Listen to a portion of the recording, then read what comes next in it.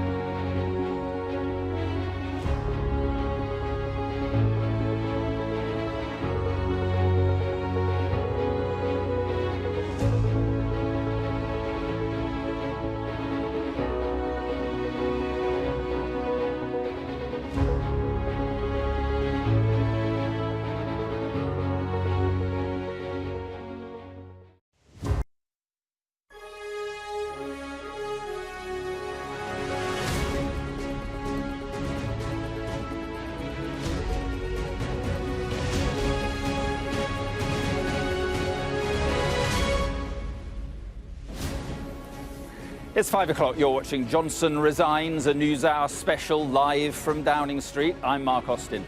Coming up in the next 60 minutes. A polarising Prime Minister right to the end. A pugnacious Boris Johnson finally admits it's over. It is clearly now the will of the Parliamentary Conservative Party that there should be a new leader of that party and therefore a new Prime Minister. His wife, daughter, loyal aides and MPs watching, he applauds his achievements and addresses his supporters. I want you to know how sad I am to be giving up the best job in the world. But them's the breaks.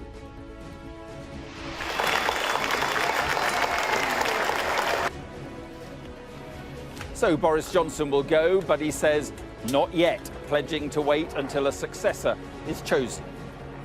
The next leader might not be in position till August, and the opposition say they'll look to force the Prime Minister out if he doesn't go sooner. If they don't get rid of him, then Labour will step up in the national interest and bring a vote of no confidence, because we can't go on with this Prime Minister clinging on for months and months to come. And the impact and legacy as politician and Prime Minister from that red bus to get Brexit done. Really in campaigning.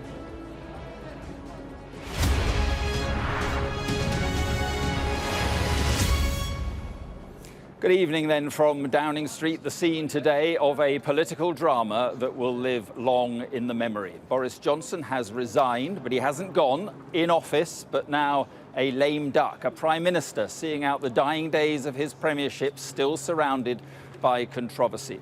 At dawn, he was still desperately trying to cling to power But a torrent of further resignations from ministers paid to that, and this evening the jockeying to replace him has begun. And there are plenty who seem to fancy their chances. On top of all this, Mr. Johnson is also trying to put back together his collapsed government.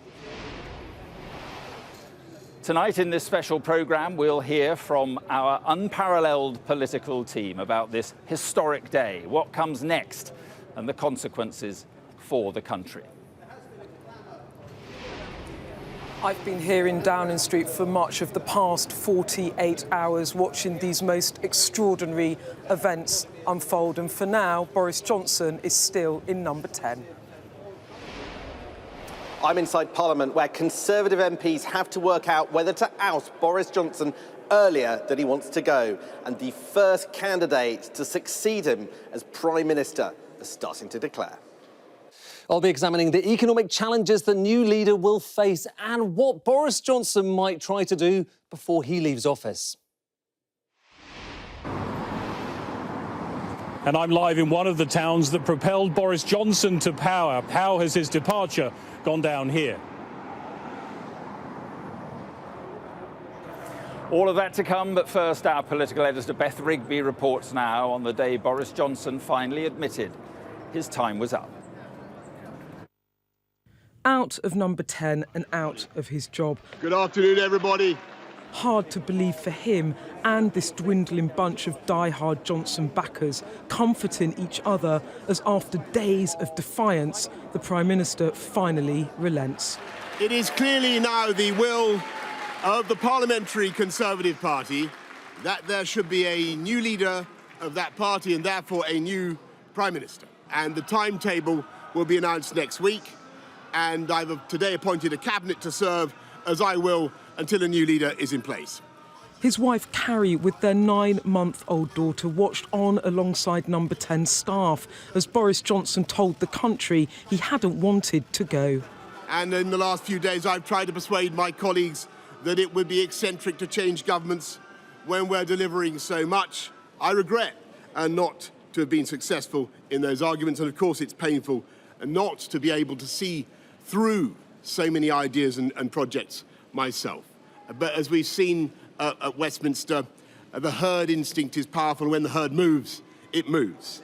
Acknowledging he couldn't carry on, but true to himself to the very end. No remorse here. There was, though, regret.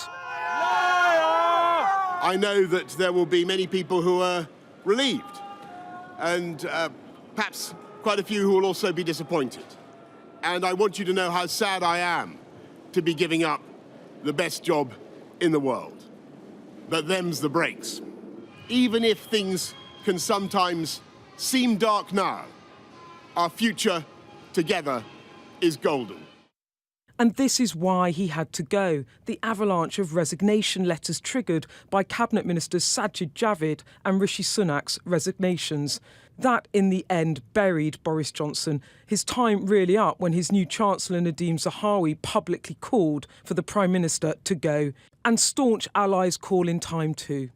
I'm just sad that it came to this, because I think he is, as I say, a good person instinctively, and I think that he could have been and should have been a great Prime Minister, but sadly, just some poor choices over too long a time. It just meant that his position was untenable. But with this place engulfed in drama, the business of running the country goes on. Boris Johnson says he'll stay on until a successor can be found, but many Conservative MPs want him to leave now and another caretaker PM to come in. In the last 48 hours, his refusal to accept reality has done a lot of damage to trust in the institution as a whole, in Parliament, in the conventions that we have in the Conservative Party, that when the game's up, and unfortunately it took a long time for the Prime Minister to realise that.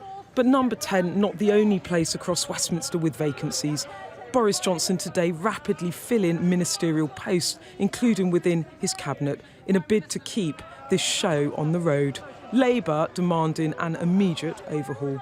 They've declared him unfit to be Prime Minister.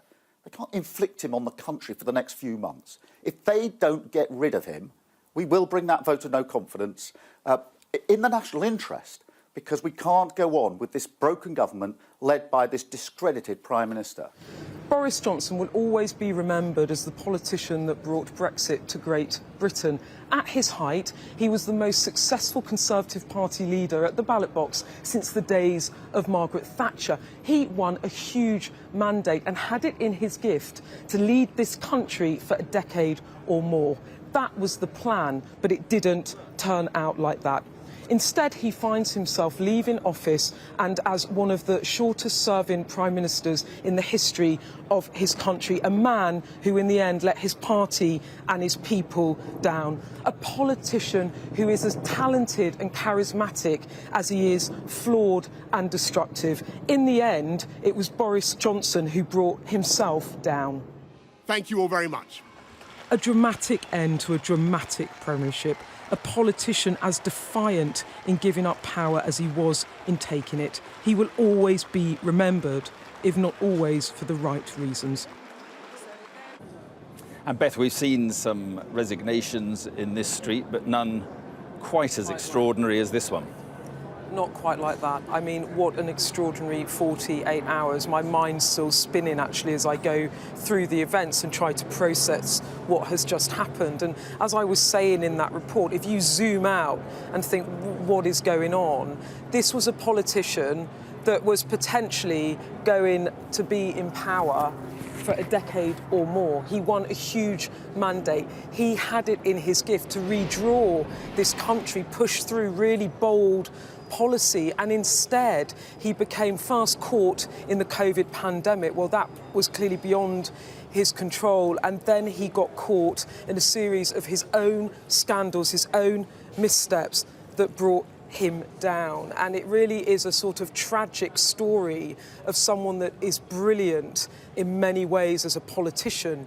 Never have I known a politician so determined or ruthless, actually, as Boris Johnson, but also a man who is deeply flawed. And some of those character flaws and sort of areas of conduct, in the end, were the things that did for him, not the policies, but the character and some of the politics of how he tried to run that place. And it really is astonishing, Mark. He'll go down as one of the shortest-serving prime ministers this country's ever seen, when he won one of the biggest mandates we'd seen for years and years and years. Not since Tony Blair had anyone won a mandate like that. And so it really is a story of unfulfilled potential. And it is an extraordinary day in another sense. I mean, politically, he's had a cabinet meeting. He has. And you've got some details on that. I have. I've actually just been given or sent the readout of this cabinet meeting.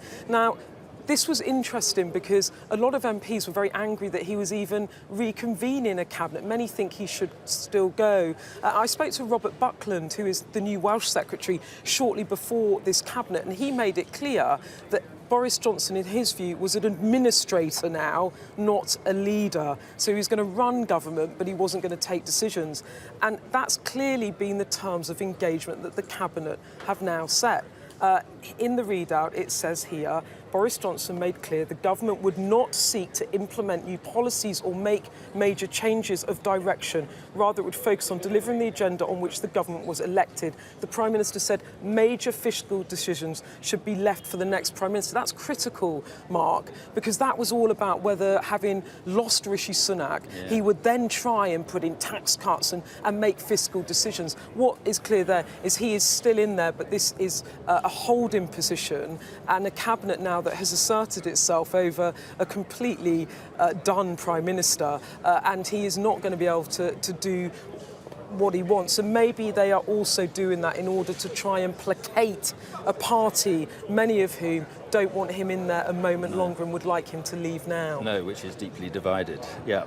Beth, thank you very much indeed. Let's just take a closer look now at the how the process to replace Boris Johnson will operate. As things stand, the Prime Minister can approach the Queen at any time to request that she appoints someone else as interim leader. But at the moment, Boris Johnson, as we've been hearing, is staying as a caretaker Prime Minister until a new one is chosen.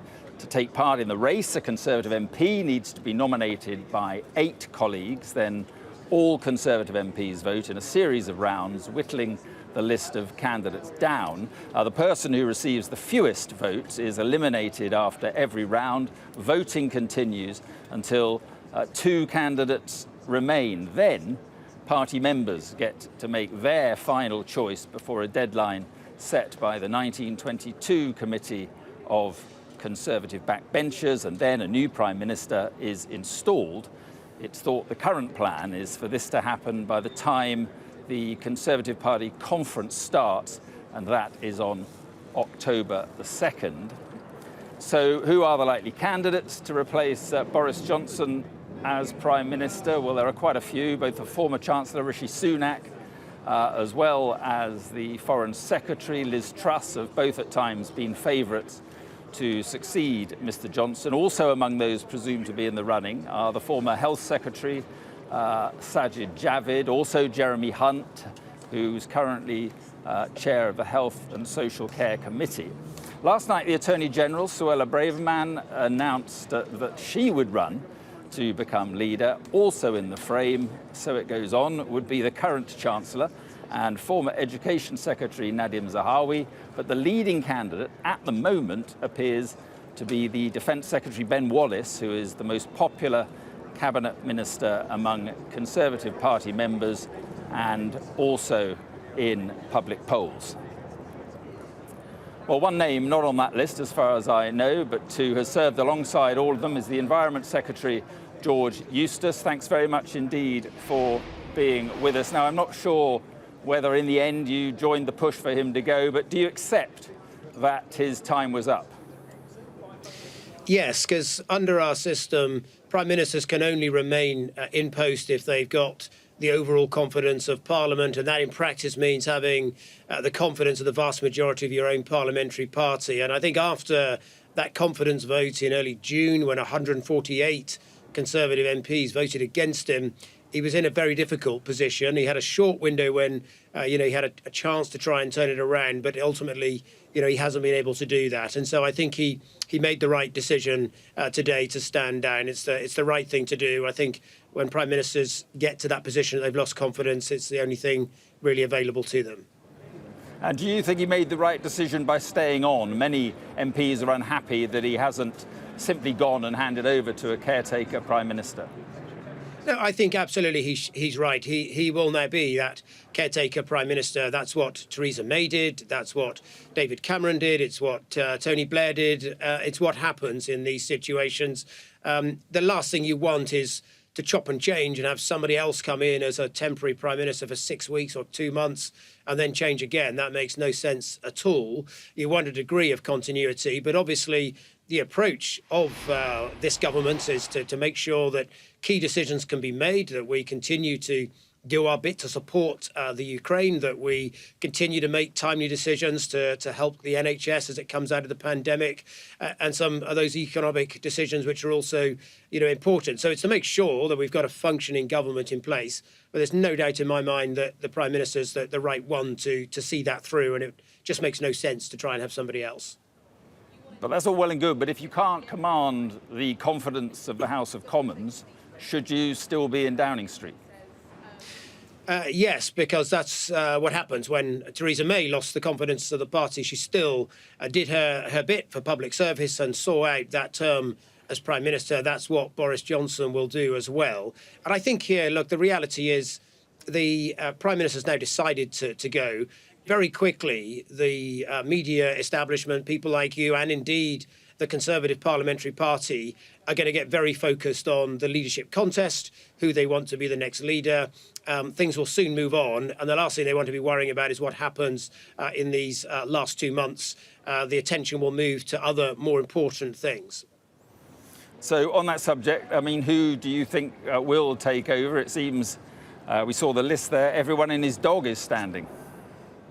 Well, all sorts of things can happen, obviously, in a leadership contest. I think the party, having been through, quite a bruising period, will want to try and choose someone who can unite the party and pull it back together and get it on a clear mission to deal with some of the challenges we've got between now the general election. So I think that'll be what they're trying to do. But look, I've worked on a couple of leadership campaigns, one for David Cameron and for Michael Gove, actually, last time round. And I know that they're very volatile. All sorts of things can happen. You get unexpected things. And it'll happen quite quickly. You know, within the next 2 weeks, we're probably going to see, I suspect, quite a wide list of candidates narrowed down to the final two. Yeah, which campaign do you think you'll be working on this time round, George? I don't know. I've done a couple of them. They're quite draining, exhausting things. I'm still in the government, so I've got a job to do there. But I shall obviously wait and see who puts their hat in the ring, who comes forward, and see what they've got to say before I make any sort of decision. So I haven't really, if I'm honest, turned my attention to it at the moment. I know there are runners and riders out there, people who've already made it known that they intend to stand. And obviously I'll be considering that along with every other MP over the next week or so. Just a minute or two left. Judging by his speech, it seemed to me that he felt betrayed, you know, talking about this sort of herd instinct of the Tory party. Is that the way you saw it? Well, I think, as I say, the truth here is that he had lost the confidence of Parliament and a significant number of our own MPs. And, you know, then the reality is his position was untenable at that time. But look, I you know, feel some sadness here, and I think it's been a very bruising time for those who've supported the Prime Minister and worked with him in Number 10 over these last very difficult days. I always have sympathy for teams who have to sort of find themselves in this position. I've been there myself as an advisor previously. And it's never easy when a Prime Minister goes. Very few of them get to go on their own terms. Even people like Tony Blair, who tried to, ended up chased out the door by his own party. It's just not easy. Margaret Thatcher's wasn't it easy. David Cameron was taken by surprise by that referendum result. They rarely go well on their own terms, I'm afraid, and that's just one of the features of that job. And finally, he squandered this huge majority very quickly, 2.5 years. How will he be remembered as Prime Minister, do you think? Well, I hope he'll be remembered not by the length of his tenure, but what he achieved in that time. And he had, obviously, an enormous amount of problems thrown his way, dealing with the pandemic and all of the aftermath of that. But I think he'll be remembered as a Prime Minister who showed boldness when it needed to be shown in order to break a long-standing Brexit deadlock, get Brexit delivered, finally deliver that referendum result, which we argued about for 4 years. That'll be his legacy and what he's remembered for most. OK, George Eustis, appreciate your time. Thanks very much. Thank you. Well, Boris Johnson came to power just under 3 years ago with a promise to get Brexit done. He then secured a landslide victory in 2019's general election on a wave of public support, but his time in office was soon characterised by controversy over renovations to his flat, his handling of the COVID pandemic, and, of course, over Partygate. Our Home editor, Jason Farrell, reflects on Boris Johnson's time as Prime Minister. Are we ready? The biggest character in modern British politics, who in beating his way to number 10 This whole debate is about democracy. took the country out of the EU. You must stay at home. In office, he was confronted with one of the deadliest challenges ever faced by any Prime Minister, COVID-19. But was the downfall of this great showman that he simply couldn't survive being seen for who he really was? A liar, a showman, a buffoon, a rank incompetent, and probably the most shameful Prime Minister that Britain has ever had, and somebody the like of whom I pray we will never see again. I've always liked Boris Johnson. He's got a real earnest concern for the British people, and they feel it. And it's because they feel it that they love him so much. Well, what a tragedy that we've come to this. But we've come to this by his own hand, I'm sorry to say. In a way, this will be, as always, a personal tragedy. You know, many of the factors that brought Boris Johnson to be Prime Minister are also responsible for his fall. Johnson set out in life to be a winner. As a child, his stated ambition was world king. and his method, self-belief, even if not everything he said was true. As a journalist, he was sacked from The Times for misrepresentation, and in politics was sacked again from his first frontbench role for lying about an affair. But with celebrity appeal and a radar for popular policy, he became London's first Conservative mayor, dubbed the Heineken politician, reaching parts other Tories couldn't. Thank you for sticking up for London and for the innocent, hard-working people of this city. So why not reach number 10? Get me a ladder. Whether he believed in Brexit or not, joining Vote Leave provided a platform and a policy that appealed to many grassroots Tories. And while Theresa May had first stab at delivering Brexit, Boris Johnson is elected as the leader of the Conservative and Unionist Party. He convinced the Tories and then the electorate that his so-called oven-ready deal was better. I think that his strength really lay in campaigning.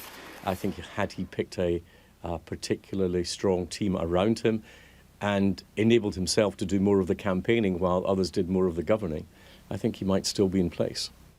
His rise had been on the sail of optimism, so his initial approach to the pandemic was the same. I was at a hospital the other night where I think there were actually a few coronavirus patients, and I shook hands with everybody, you'll be pleased to know. Accused of being slow to lock down, he succumbed to the virus. Meanwhile, his controversial advisor Dominic Cummings broke the rules. Then, his apparent rivalry with the Prime Minister's new bride, Carrie Johnson, led to him being cut loose, instantly becoming his former boss's fiercest critic. Tens of thousands of people died who didn't need to die. But Johnson had got Brexit done, albeit with stored-up problems in Northern Ireland.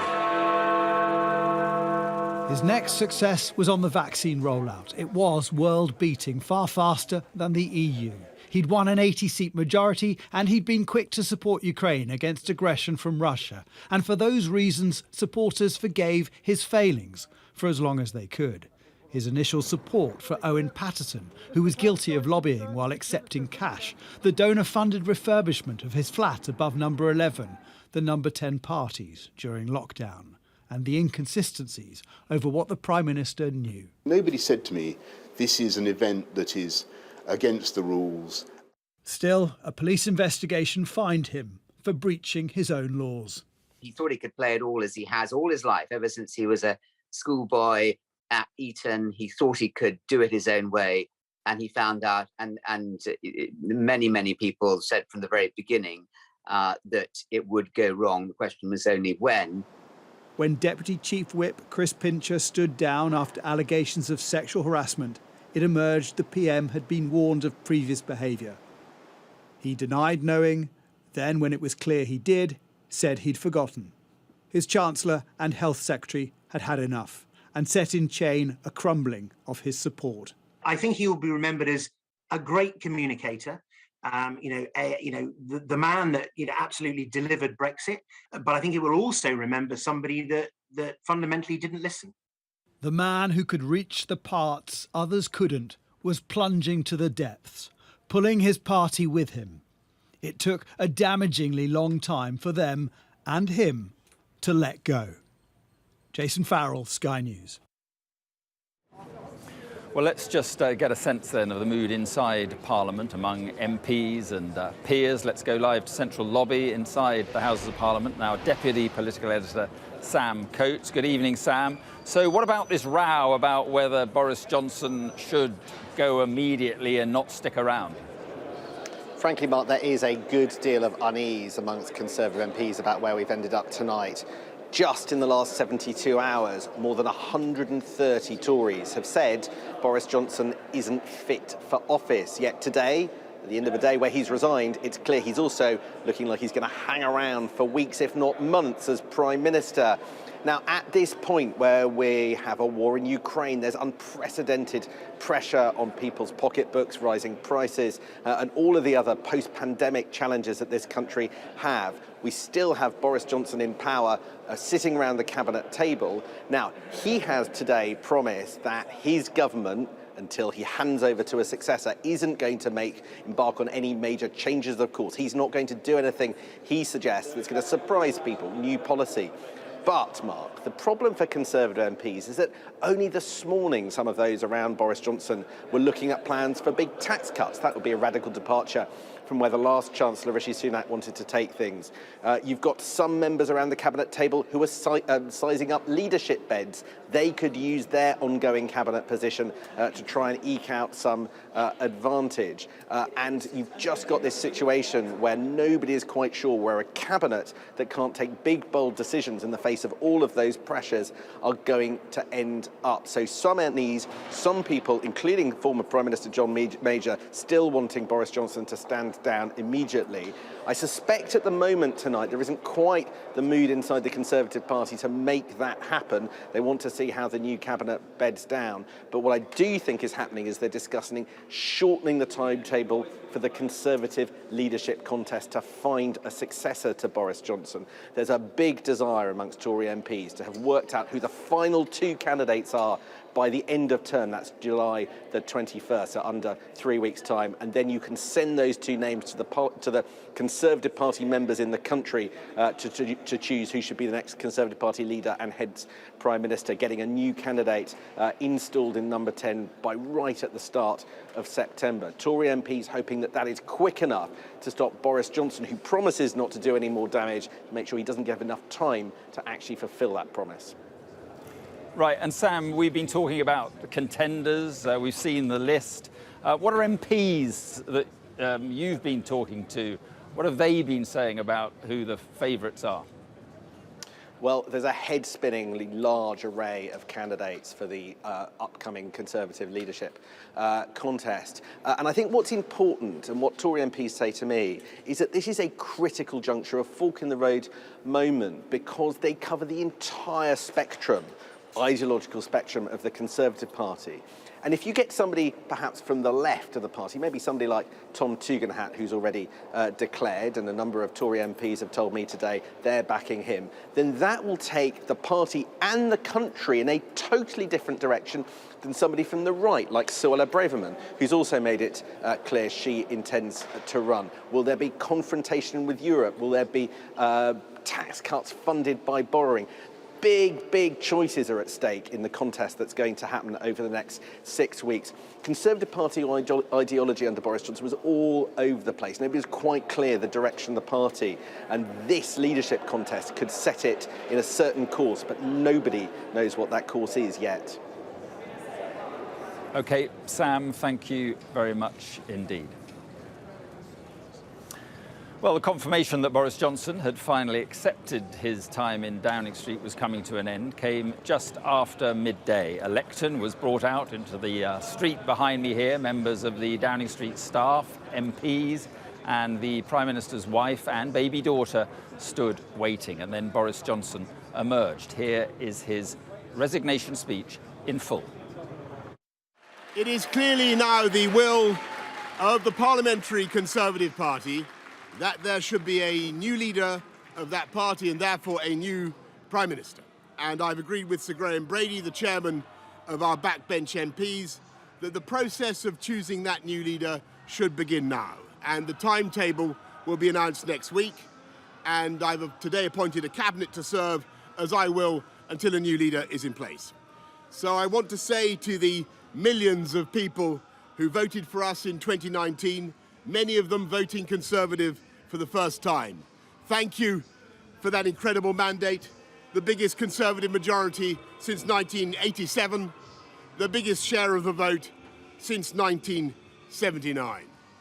And the reason I have fought so hard in the last few days to continue to deliver that mandate in person was not just because I wanted to do so, but because I felt it was my job, my duty, my obligation to you to continue to do what we promised in 2019.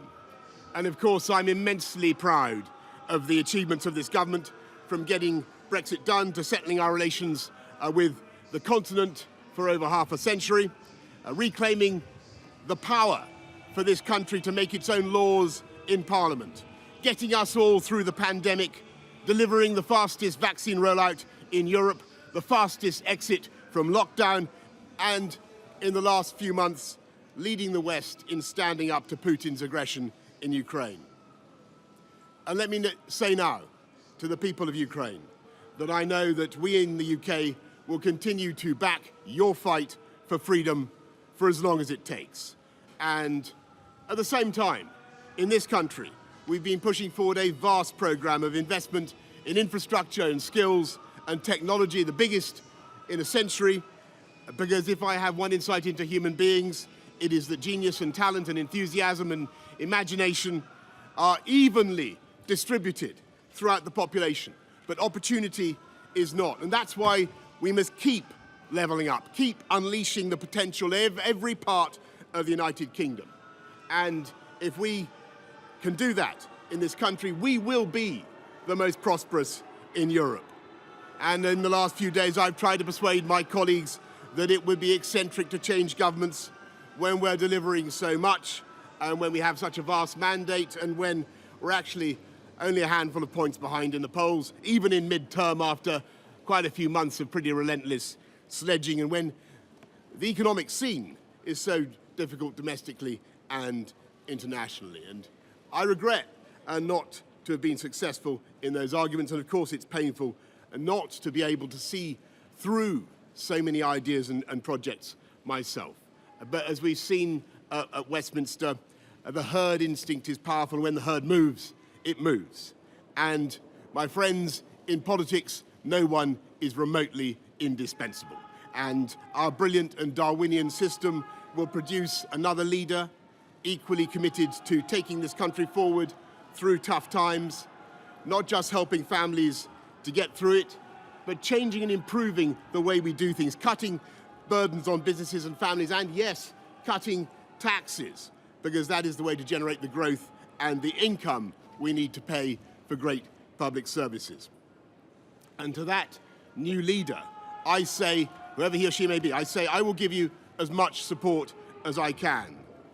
And to you, the British public, I know that there will be many people who are relieved, and perhaps quite a few who will also be disappointed. And I want you to know how sad I am to be giving up the best job in the world. But them's the breaks. I want to thank Carrie and our children and all the members of my family who have had to put up with so much for so long. I want to thank the peerless British civil service for all the help and support that you have given our police, our emergency services, and of course our fantastic NHS, who at critical moment helped to extend my own period in office, as well as our armed services and our agencies that are so admired around the world, and our indefatigable Conservative Party members and supporters, whose selfless campaigning makes our democracy possible. I want to thank the wonderful staff here at Chequers, here at Number 10, and of course at Chequers, and our fantastic prop force detectives, the one group, by the way, who never leak. Above all, I want to thank you, the British public, for the immense privilege that you have given me.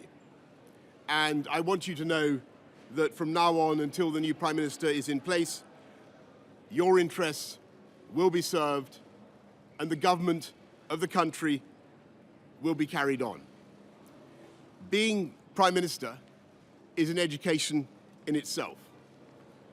I've travelled to every part of the United Kingdom, and in addition to the beauty of our natural world, I've found so many people possessed of such boundless British originality and so willing to tackle old problems in new ways that I know that even if things can sometimes seem dark now, our future together is golden.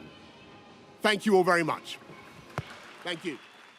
There we are, an historic moment. Boris Johnson speaking right here a little earlier today. Let's get a sense of how that resignation is being received in constituencies which turned to the Conservatives at the last election after decades of supporting Labour, the so-called Red Wall. Let's go live to Bolton and our chief North of England correspondent, Greg Milam.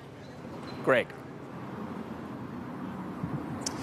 Yeah, Mark, the Prime Minister's case, of course, was that it shouldn't have been MPs and members of the Cabinet deciding his fate, but those voters who turned out for him in 2019, that he was accountable to them. And it was in places like this. You mentioned that red wall, a seat like this one that had been held by Labour since 1997, but in 2019 did turn Conservative blue, albeit with a pretty narrow majority. And we can get some reaction from some of those who voted for the Conservatives back then. Dave, as the landlord of the Sportsman, very kindly welcomed us in this evening. You were a Boris fan then, you're still a Boris fan now. What was your reaction to what happened today? I just think it's disgraceful that the man that we voted in, the Conservatives voted in, and the North of England voted in, the Red Wall voted in, lots of first-time voters, lots of people who normally voted Labour, and now it's been taken away from us, whether rightly or wrongly, but the general public haven't had the chance to have their say and say how they feel. We knew what we were getting when we voted for Boris. We knew he makes silly mistakes and says things that he doesn't mean and has his jokes. We knew that when we elected him. He's been taken away from us by a relentless media campaign.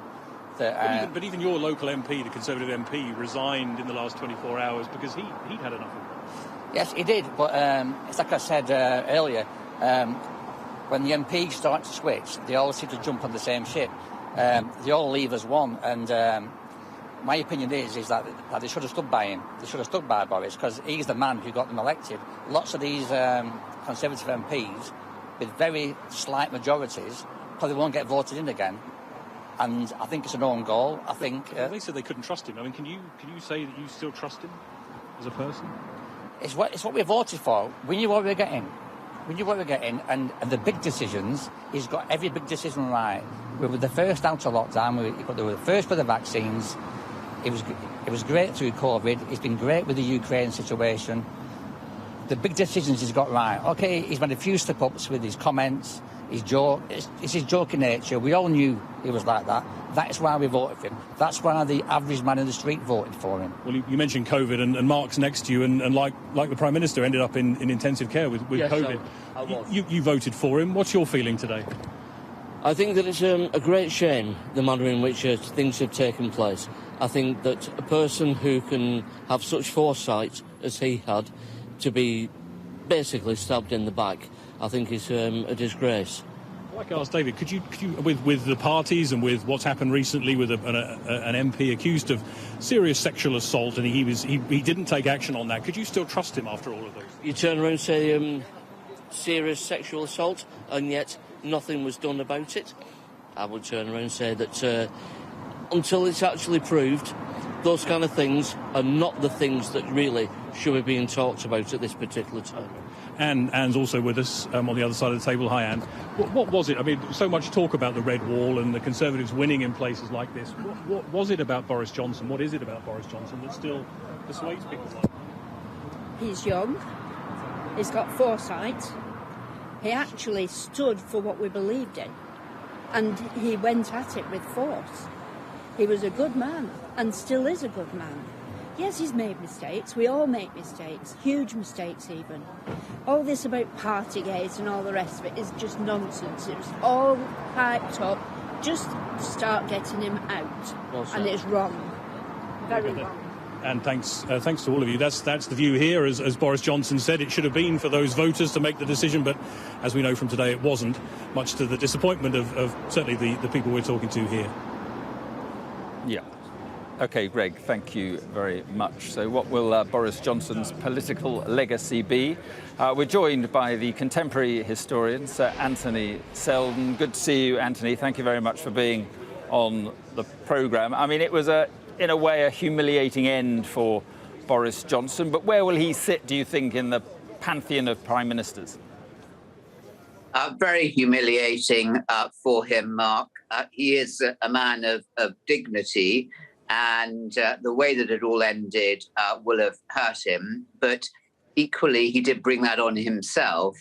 Other prime ministers earlier, there have been 54 before him, when caught in that same predicament where they were losing support from their backbenchers and from their cabinet, they, like Margaret Thatcher, thought, well, that's enough. Enough is enough. I'm off. I'm not going to be dragged through the sewers of exactly what's happened now. Historically unprecedented numbers of resignations, eventually forcing him out. So that's going to be important in assessing him in history, the way that he chose to go. He chose not to go with dignity, not to go with control, but evidently forced out. And Mark, he was there at historic moments. He did win a landslide election victory, the first for the Conservatives for 32 years. He did get Brexit done, even if he didn't make the benefits of Brexit apparent. He did oversee the country through COVID, and he did steer a leadership course with Ukraine. But he also didn't do a lot. He didn't make levelling up happen. His domestic agenda is remarkably thin. He leaves the economy and cost of living in a perilous state. Sure, a lot of that is because of COVID, but it's a very mixed premiership, is what I'm suggesting, and overhanging it all and infusing every part of it is the question of his moral character and judgment, but also his suitability. I mean, great at the big picture, great at communication, but not good at detail. Or thinking things through, thinking through logically, if I do this, then how am I going to deal with that? He would sooner not have known about that. So he leaves a lot of issues for his successor to pick up, including what is going to be, as we heard on those interviews there, is going to be a very divided party. I mean, was it a risk for the Conservative Party to make him Prime Minister? After all, they knew surely the sort of character they were getting. I would say that he's turned out exactly as those who know him would have predicted. They knew that they were getting somebody who makes people feel good, who exudes optimism, who's funny, can make great speeches, can see historic pictures, and a very good empathetic sense, as we saw often during COVID, not least with his own catching COVID and nearly dying. He does have a real gift at communication and also a visionary gift. He was right up there on the environment. Again, that's a shame that he didn't, one of many things that he didn't carry through. He gave great leadership in the G7 to global leaders and up at Glasgow behind the scenes on COP26. So a legacy of starting many things but not seeing them through. A shame. Yeah, and what do you think it is about his character, Anthony, that, you know, allows him to do what he did, playing fast and loose with the truth, if you like, and these issues of integrity? What is it about him? Well, it goes back to that earlier question, Mark. Those who knew him well are totally unsurprised that he has turned out to be the Prime Minister that he has. It was a formula that worked for him at Eton and at Oxford, and it worked when he was in Brussels and the Telegraph and editing the Spectator. It worked quite well for him when he was Mayor of London. But that style, that flip-flop style and glossing over the detail and making light of everything does not work in the most important office in the country where real gravitas is there. So it was evident from the very beginning that he just is too flippant.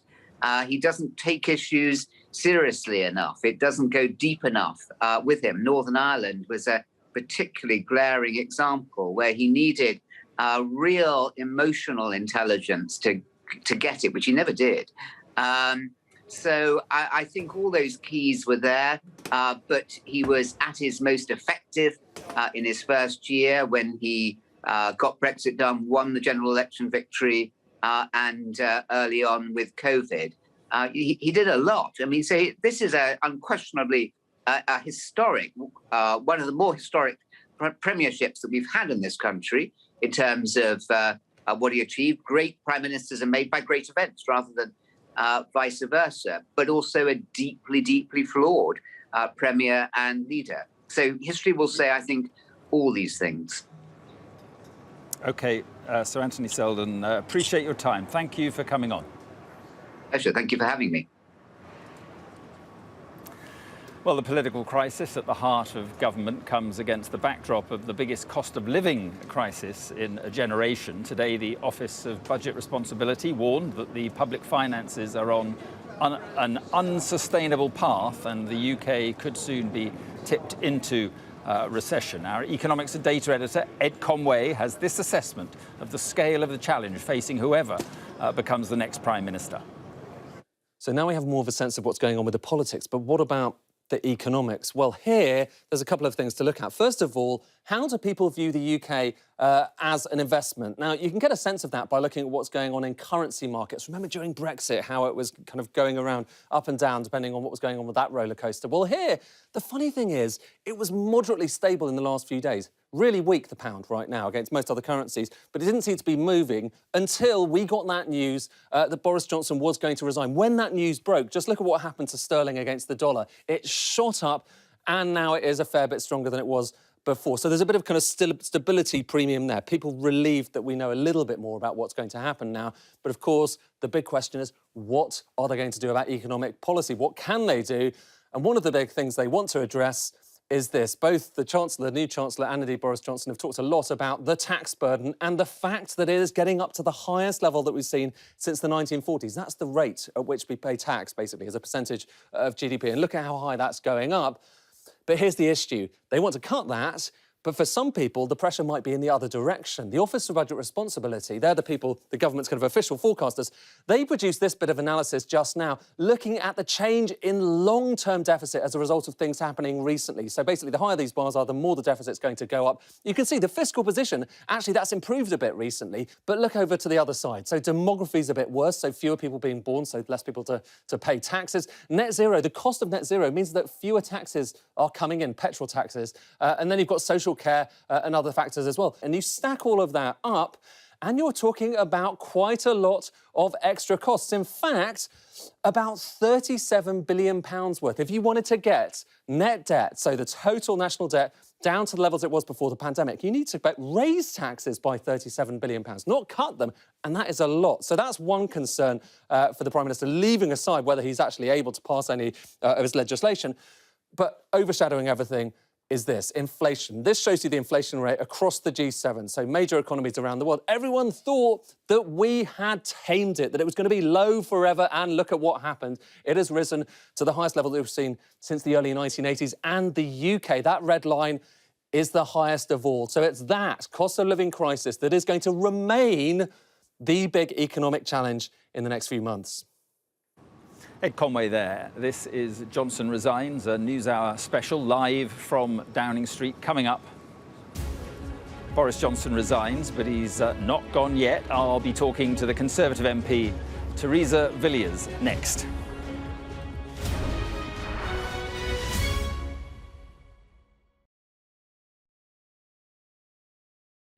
I'm Stuart Ramsey, and I'm Sky's chief correspondent. Well, there's a real sense now that people are beginning to expect that this whole airlift is coming to an end, and they're really, really desperate. We saw snatch squads going in, grabbing people and putting them into trucks. You either live and recover, or you die. Okay, so that's like a war. That's the war, yes. We help you understand the world with us. Over the past 24 hours, the soldiers have been attacked on a number of occasions. It's really sending a clear message that Venezuela is eager for change. We've been crushed. To take you to the heart of stories that shape our world. They were convinced the United States would become hooked. Well, they were right. An enormous explosion has just come down. I think it was a monster that's just landed in between us. The information on this could bring down the entire network, not just in Iraq and Syria, but across the world.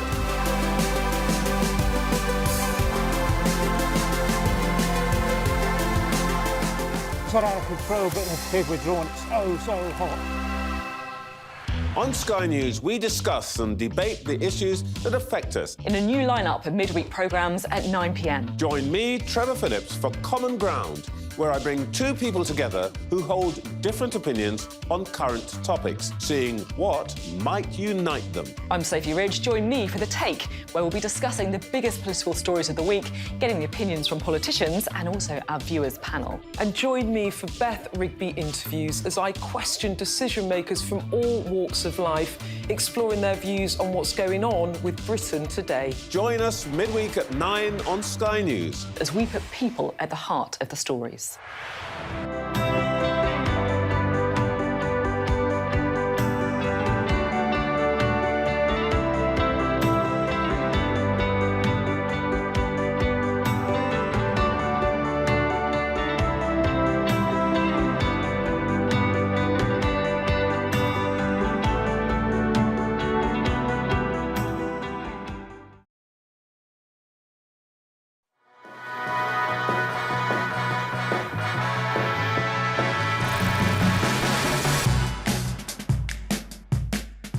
The inspiration behind our product came from understanding how big of a problem livestock methane emissions were.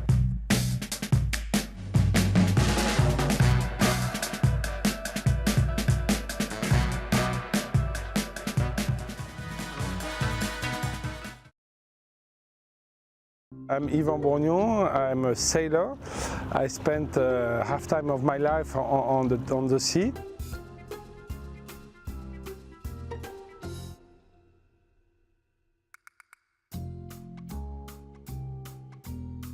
We have a factory who can convert this plastic to energy. And so after, at the end, we can minimize the footprint carbon of the boat. Welcome back to Downing Street. So Boris Johnson and his new top team are attempting to carry on as though it's business as usual. But is that sustainable? Let's ask the Conservative MP, Theresa Villiers. Thank you very much for joining us. And I see you joined the push for him to go only today, so you must have seen the writing on the wall. It just did seem impossible for the Prime Minister to stay in post when he'd lost the confidence of so many of his ministers. And I think it was just inevitable that he had to bring an end to this trauma that the government has been going through, so he made the right decision to stand down today. Many are unhappy that he hasn't gone altogether and handed over to a caretaker Prime Minister. Where do you stand on that? What is proposed with him staying on until a successor is chosen is in line with what happened in relation to David Cameron and Theresa May. I don't see a practical alternative, and there is important government business that must continue and will continue.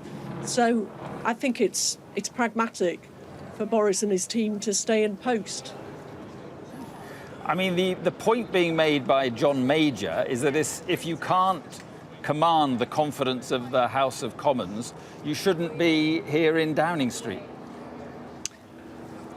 Clearly, big policy announcements, changes of direction, none of that is going to be possible. It would be entirely inappropriate when that trust has been undermined in the way that it has. But there are, for example, important items of legislation like the Northern Ireland Protocol Bill, which is in progress through Parliament. We need ministers to oversee that. There are important issues that can still be dealt with, even by an interim caretaker Prime Minister and a caretaker cabinet. Isn't the problem that the country will look at the Conservative Party over the last few days and simply conclude that it's chaos? This episode has been immensely damaging for the Conservatives and the government. I can't deny that. We had a terrible set of election results followed by an even more shocking set of by-election results. That demonstrated that much of the electorate did want to change at the top. So I think that from that point, we need to work to rebuild trust and make sure that whoever takes over has a good, strong, coherent plan to grow the economy, help people with the cost of living and get their taxes down. So you concede that in staying on in the way he has, that it has inflicted damage on the Tory party? Events of recent weeks, there has been significant damage, and that has to be repaired now. I believe it can be. We've got some immensely talented people who I'm sure will be running for the leadership. We have 2 years potentially until the general election. There is lots that we as a government can deliver for people. As I say, the key challenge is to grow the economy so that we can raise living standards and tackle this inflation crisis. Right, now there's going to be a fight clearly now for the leadership. All sorts of people putting their names forward. How do you think that will play out? Who do you support? I've learned from experience of these contests that it's wise to wait for all the candidates to declare and then see each of them and discuss with them what their plan is, what they want to achieve. So I have an open mind, but I'm certain that at the end of the process we will have an excellent new Prime Minister.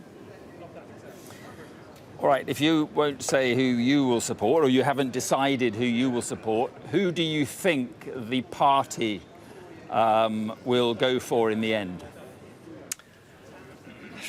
Well, that is very hard to say. I mean, there's obviously strong contenders like Liz Truss, like Rishi Sunak, like Suella Braverman as well has indicated that she wants to run. Tom Tugendhat. It's a big field for the moment, and I'm afraid I'm not able to predict who is the likely winner. The person who looks the favourite at the start very often isn't the winner at the end. No, that is true. Let's just talk a little bit more about Boris Johnson. How do you think he should be remembered as Prime Minister? I believe he should be remembered for keeping his promise to get Brexit done, for securing the biggest, most extensive free trade agreement that the EU has ever signed up to, for guiding us out of the pandemic with the fastest vaccine delivery anywhere in Europe, and for leading the international response against Russian aggression in Ukraine. And to add to that, as London Mayor, he delivered a phenomenally successful Olympic Games. So there is a lot to remember that's positive about Boris Johnson's time in elected office. But do you think in hindsight he was a risky choice, and that people knew about his character, they knew about the flaws in that character? Well, when you're choosing any leader, there are uncertainties. You don't know how things will turn out. There is risk in every instance, but he did deliver Brexit as he promised. He did deliver election victory as well. And as I've said, there are significant achievements during his premiership. Despite the very negative circumstances of recent weeks and Partygate, there is still much to be positive about in terms of what he's delivered as Prime Minister. OK. Theresa Villiers, thank you very much indeed. Thank you. This is the News Hour at 6, live from Downing Street. I'm Mark Austin. Coming up in the next 60 minutes. A polarising Prime Minister right to the end. The pugnacious Boris Johnson finally admits it's over. It is clearly now the will of the Parliamentary Conservative Party that there should be a new leader of that party and therefore a new Prime Minister. With his wife, a daughter, loyal aides and MPs watching, he applauds his achievements and addresses his supporters. I want you to know how sad I am to be giving up the best job in the world. But them's the breaks.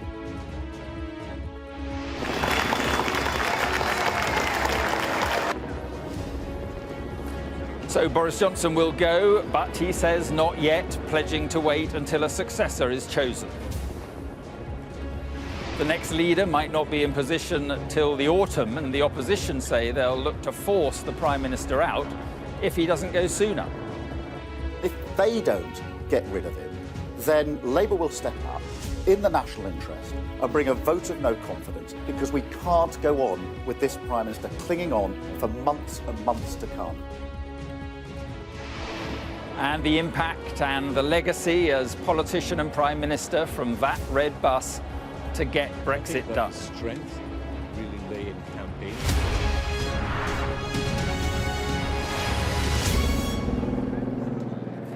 Good evening then from Downing Street, the scene today of a political drama that will live long in the memory. Boris Johnson has resigned, but he hasn't gone. In office, but now a lame duck, a Prime Minister seeing out the dying days of his premiership